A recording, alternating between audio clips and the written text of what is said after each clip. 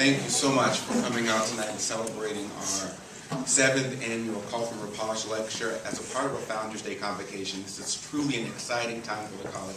So many great things going on, some really terrific students, and we're going to end this week with an amazing celebration of our president's 10-year anniversary with the college. And so tonight is really this really great time for us to stop, reflect on where we've come from, who we are, and to really look forward to some really great remarks from our keynote speaker, Dr. Bassler. So right now, I would like to begin this evening by bringing forth our pastor for the college, Reverend James Smith, to begin the invocation.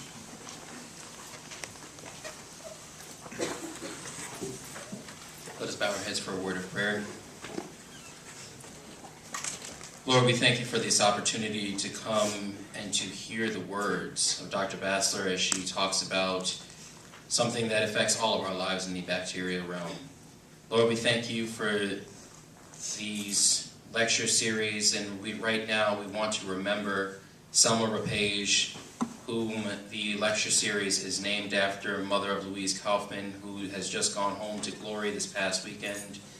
And we want to thank you for her life and her service and the continued blessing that she is to the Wagner College community.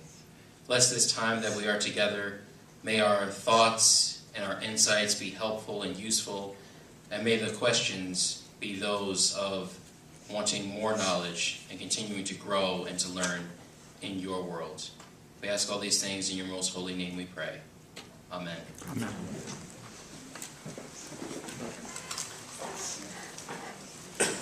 Thank you, Reverend Smith. I don't think I need to give any sort of introduction, but please join me in bringing forth our president, our visionary leader, someone that the most fortunate of us can call a great mentor, Dr. Ricky Garasi.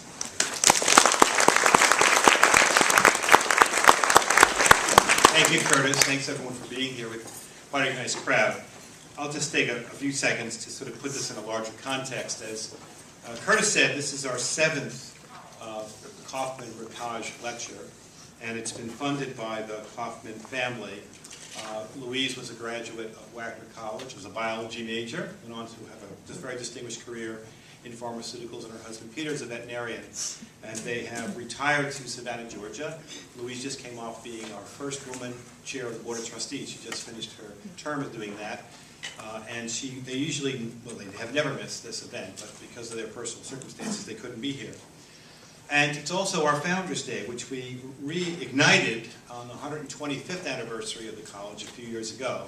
It had been a lost tradition at Wagner, and so it's important, particularly for the younger students here, to have some sense of how we got to this moment in time. So just for a second. In 1883, the story goes, in Rochester, New York, 4 ministers, or 5 ministers, depending on the version of this that you want to believe, but I think it's all true for the most part, because I visited the site of Wagner College. These ministers were concerned about the plight of immigrants living in the Rochester area.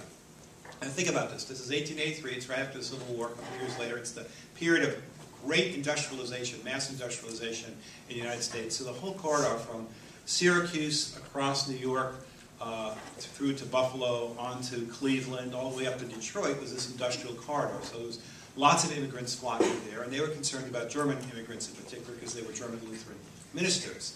So they decided to form a school to train and graduate new ministers to tend to the needs of immigrants. And they came to the conclusion a number of years into that project that they really wanted to become an undergraduate college. And they didn't have any land that they could expand on in Rochester, New York.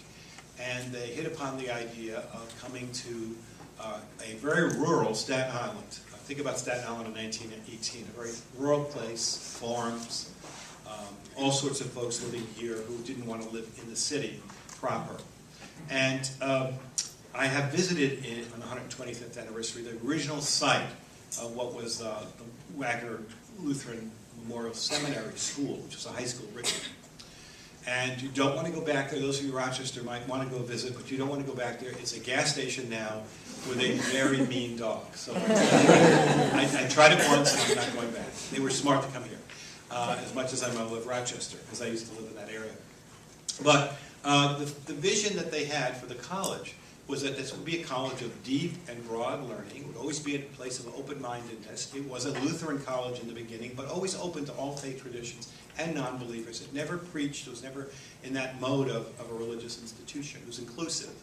And the mission from the beginning, from those ministers under the apple tree in 1883 in Rochester to the founding of the college in 1918 to where we find ourselves in 2012, has always been to provide students with a very broad, deep education so that we know the world wide and deep and become cosmopolitan,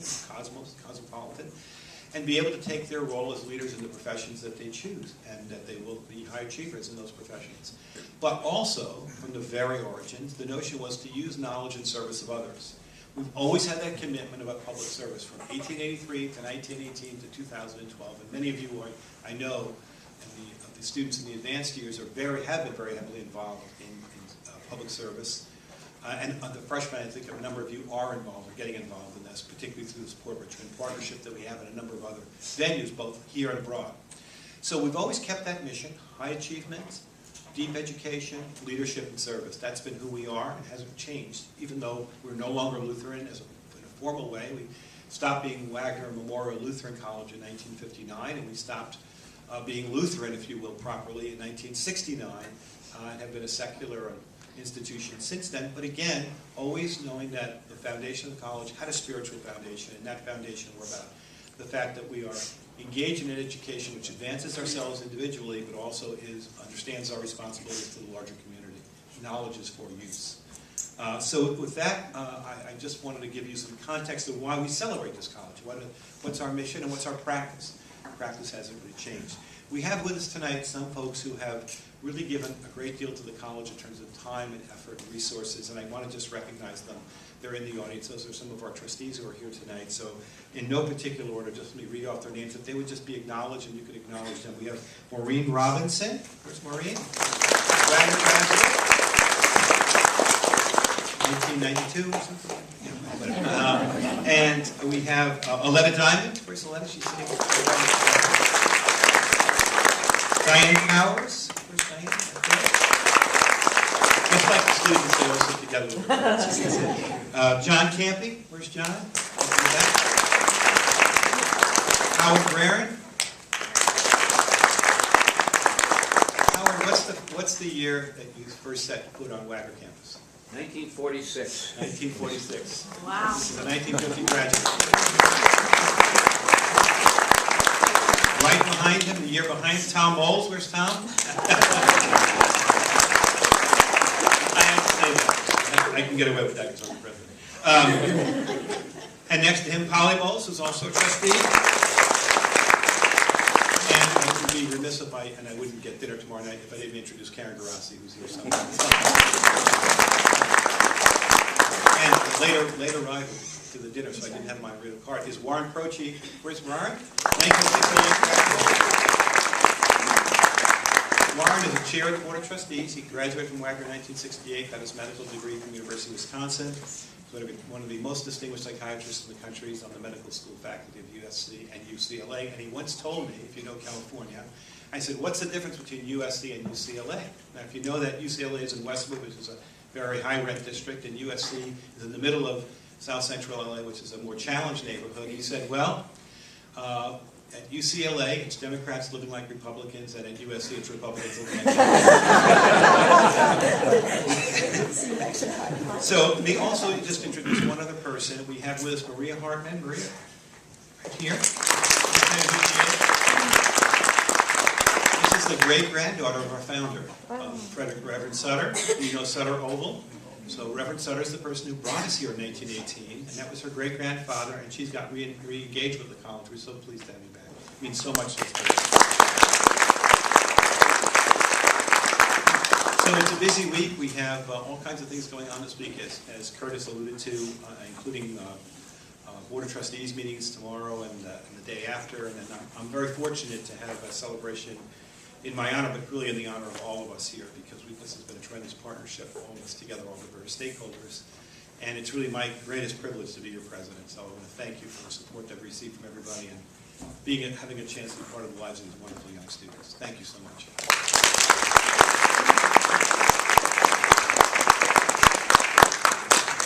Thank you, Dr. Rossi. Now, you don't know him very well, you need to get to know him.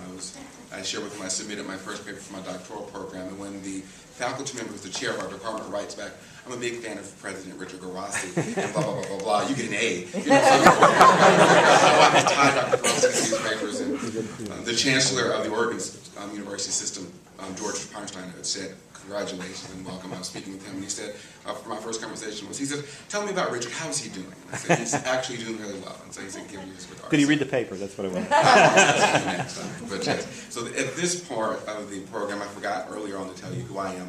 I'm Curtis Wright, and I'm the Dean of Campus Life and Leadership, and I get this really great opportunity to work with the best of our students as they present themselves either as RAs or as student government leaders and in all their clubs, and sometimes in their less than excited ways, but I get to see them in their very real states. And so tonight we're going to recognize a few of those organizations for their great good work in the community.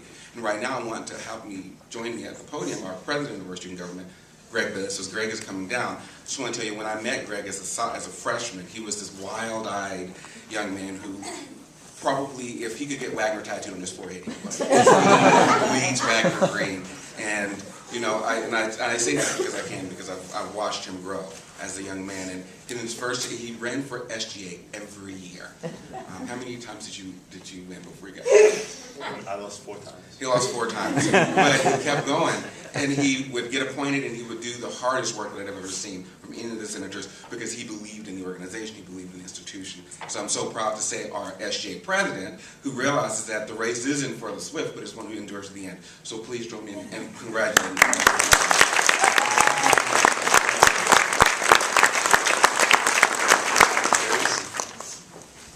Thank you, everybody. I really appreciate it.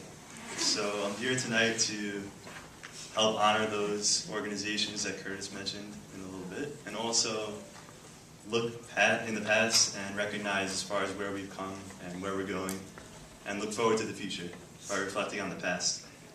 So most recently I wanted to highlight some improvements here around Wagner, including the creation of Foundation Hall for upperclassmen, the repaving of Stadium Lot, which is really helpful, the greening over of the Pate parking lot that used to be not so far away from this building, and the addition of the Learning Commons in the library, which I see a lot of students utilizing, and that's very helpful from our point of view. So over the past 3 years that I've been here, we've seen the student body diversify from many different countries, states, ethnicities, you name it. It's been getting more diverse as the years pass, which I'm pretty happy about. And lastly, I just believe that many of what has been improved here at Wagner is through the students' voices and what you believe and what you want to see done. And that's through you coming to us, the student government.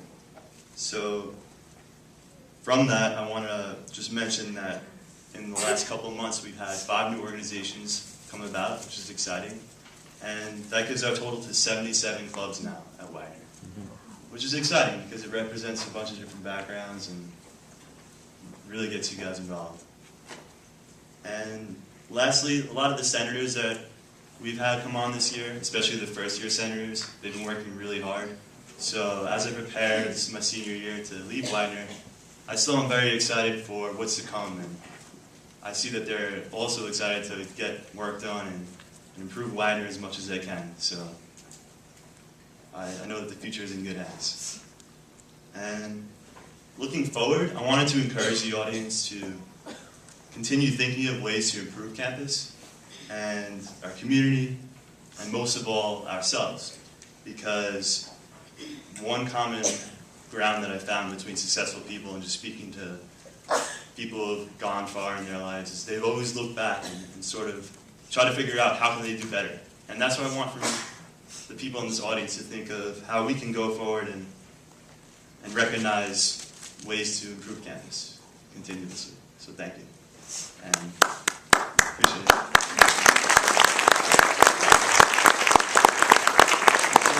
What I want to do is give an opportunity to bring a few of our really outstanding organizations up. Greg talked about being able to take care of yourself, and there's this one group who organized on campus a couple of years ago, and last year was our best organization presented by student government. And They are about maintaining outdoor fitness organization. They call themselves MoFo. And I'm impressed with anybody who can maintain any fitness because I find it difficult to maintain outdoor, indoor. I don't do that. So right now, Lindsay Maxwell with the organization is coming forward to accept on their behalf and talk just a minute or two about the organization. Lindsay.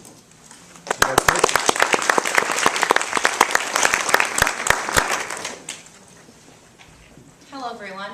My name is Lindsay Maxwell. I'm a senior psychology major and the president of MoFo, or Maintaining Outdoor Fitness Organization. On behalf of the members of MoFo, I'd like to thank SGA for this really exciting honor. Something that MoFo hasn't been doing in the past that we would like to really improve is focusing on nutrition. So we have a healthy picnic dinner coming up. It's getting a little cold, so it might be inside. Some exciting events we have coming up for this semester in the year include camping. We want to try and do whitewater rafting. We did zip lining last year, which was really awesome and fun, so we're going to try and do that again. Maybe look into some beach camps for community service. And we are always accepting new members, so anyone interested, come up and talk to me after or shoot me an email, and we'd be glad to have you join. Congratulations.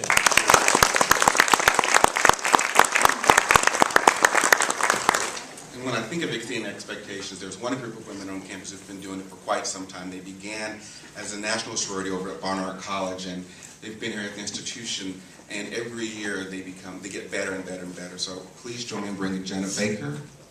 I'm sorry. Thank you. Jenna Baker. I'm high school. The highest grade on average.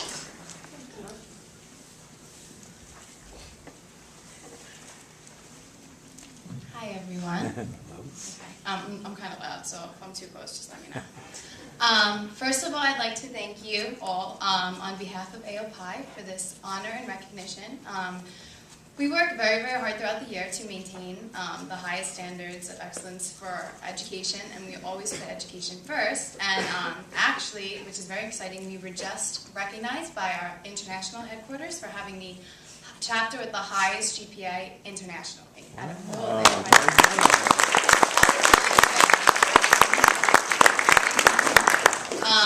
But yeah, we're an international sorority. We were founded in 1897 at Barnard College, right over in New York City, in Columbia.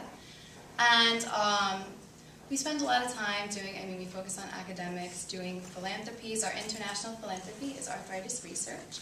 And we also are involved with the Friends of Jacqueline Foundation, which is a foundation in which we adopt children with childhood brain tumors. And just spend time with them, try and do fun activities with them, be there to support them. That's something that we're really, really, that's really close to us.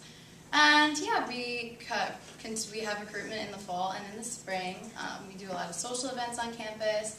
So if anyone's interested, spring recruitment is normally in February, and Pan Health can inform you more about that. But thank you very, very much.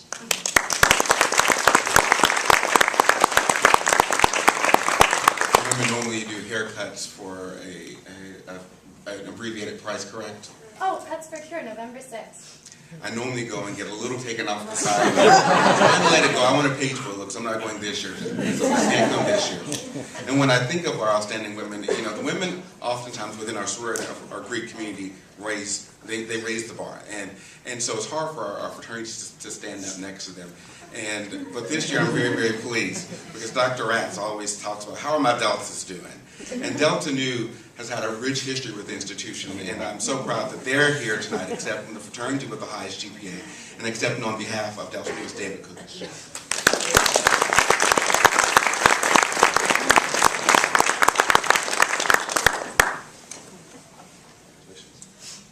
Thank you, Curtis. I'm extremely proud to accept this award for Delta Nu. As many of you know, it was Delta Nu's second year on campus after bringing it back.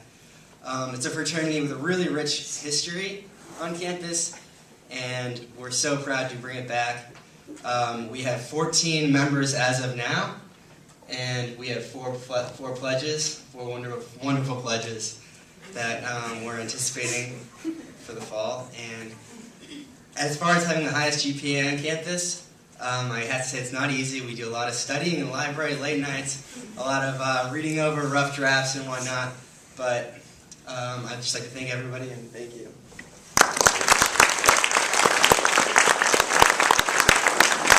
I'm confident that they're not pledges, they're new members, because we don't pledge at Wagner. I am absolutely proud of those men. They've come a long way and they've done a lot for the institution in their last 2 years. So I'm really proud. Thank you, Delta Nu. And the last organization that we want to recognize, this is an organization, but rather a team. I'm always most impressed by the student athletes who get up at the crack of dawn and begin practice and then go to workouts and then go to class and then go back to workouts and go to meetings and then go to bed and get up the next morning and start all over again. And I am really impressed by people who can swim, because I didn't learn to swim until I was in college. There's a television news anchor named T.J. Holmes. He was on CNN, he's on BET now, but he taught me to swim from the lifeguard chair in college. And I sat in the 4-foot area of the pool, and I would say, he would say, you've got to have a tea party at the bottom of the pool.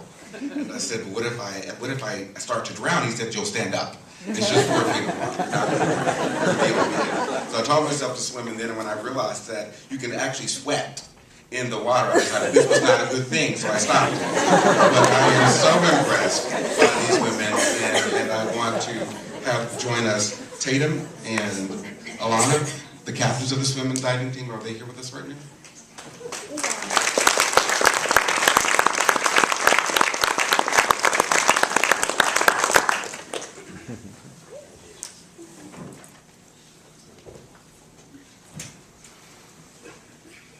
Hi, we'd just like to thank everyone for this honor and just tell you a little bit about some community service events that we're involved with as a swim team. I'm Tatum, I'm a senior.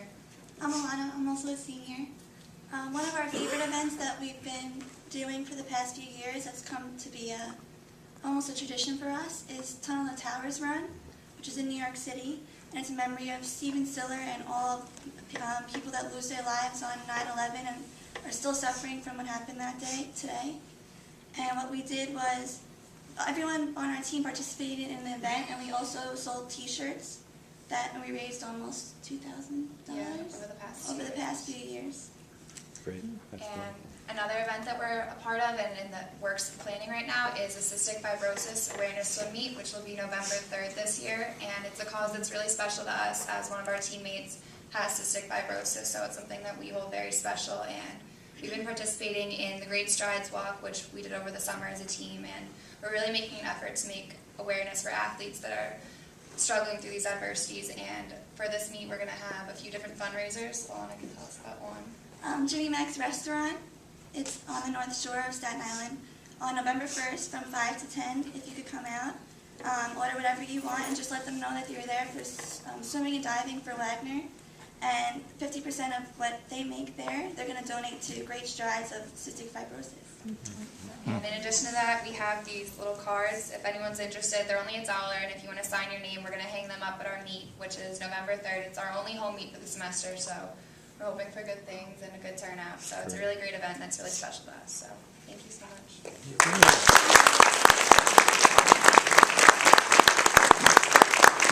I'd like to invite one of the great-granddaughter of our Frederick Sutter, Rhea Harden, is going to come and give a few words about her award that she's giving out tonight.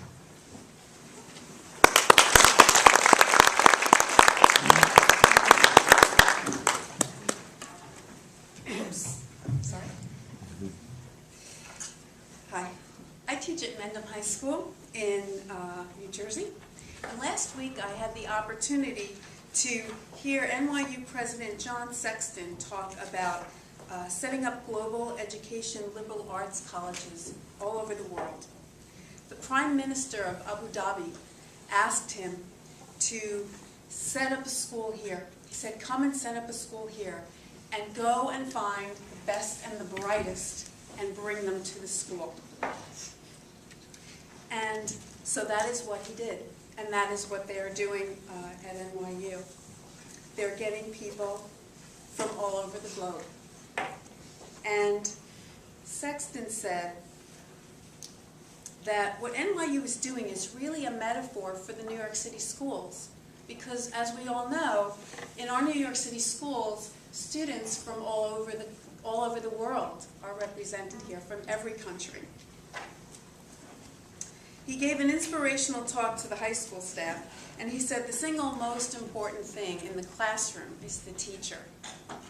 He said the most important thing that you can do is to set the bar and the expectations very, very high. And as a teacher of 30 years, I know that that's the truth. He also spoke about a teacher he had named Charlie Winans in the 1950s at Brooklyn Prep. The teacher was so ahead of his time that there's a book written about him called Charlie's Prep. Dr. Sexton said he wouldn't be where he was today without the leadership and inspiration of Charlie.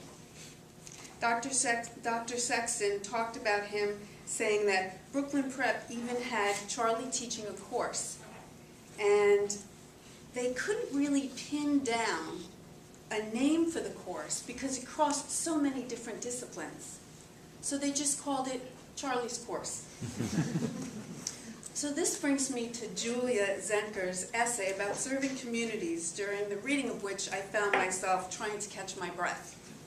I was overwhelmed when I read about her duties as a teacher, teaching local and global communities in every possible way. And in every possible moment, spending spring vacation, and she actually used that word in her essay, vacation, in Haiti, doing work there, and then summer in Mexico, and then the latter half of the summer in Boston, chasing local representatives to pass the DREAM Act. And those are just a few of the myriad ways that Julia talked about the way she was spending her leisure time. She is connecting with community to promote the collaboration of the Wagner community with others to combine their resources.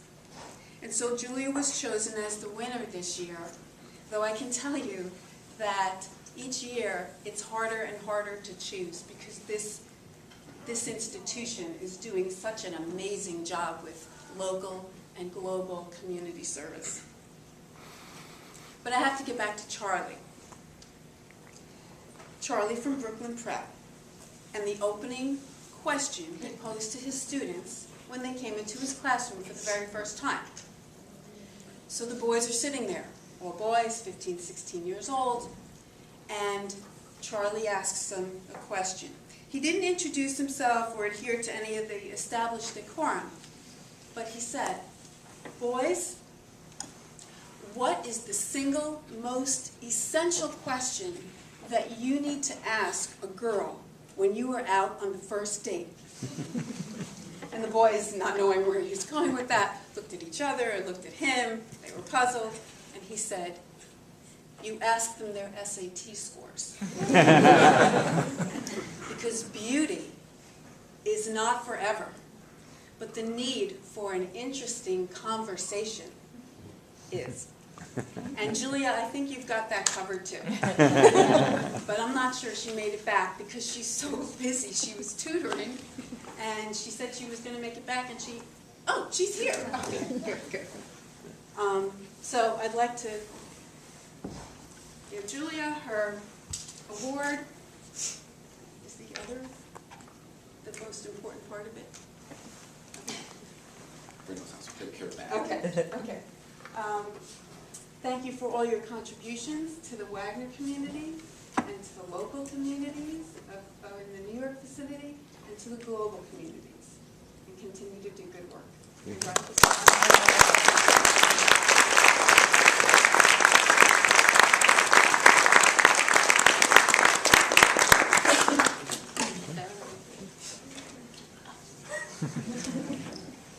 I really just wanted to say how honored I truly am to be receiving this award in the name of our campus founder and also in the name of an institution that so celebrates its service to the community, local and global, as Ms. Hartman said. And I'd like to thank Ms. Hartman especially for coming here tonight and offering me this awesome award.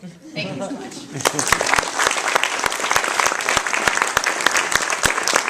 I would like to say that what Ms. Hartman was talking about was that she has generously donated $1,000 So Julia will be able to use that money to do other things that to further education. So, and as Ms. Hartman tells us, she's a teacher.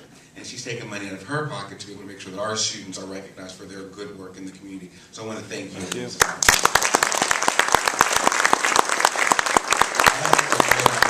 I had a meeting with Julia over the summer, over the spring break rather, and she is just the most fantastic woman as we watched these children who were hungry and we watched these kids who were so excited that Julia and the other 19 kids were there teaching them how to say head and count to 10.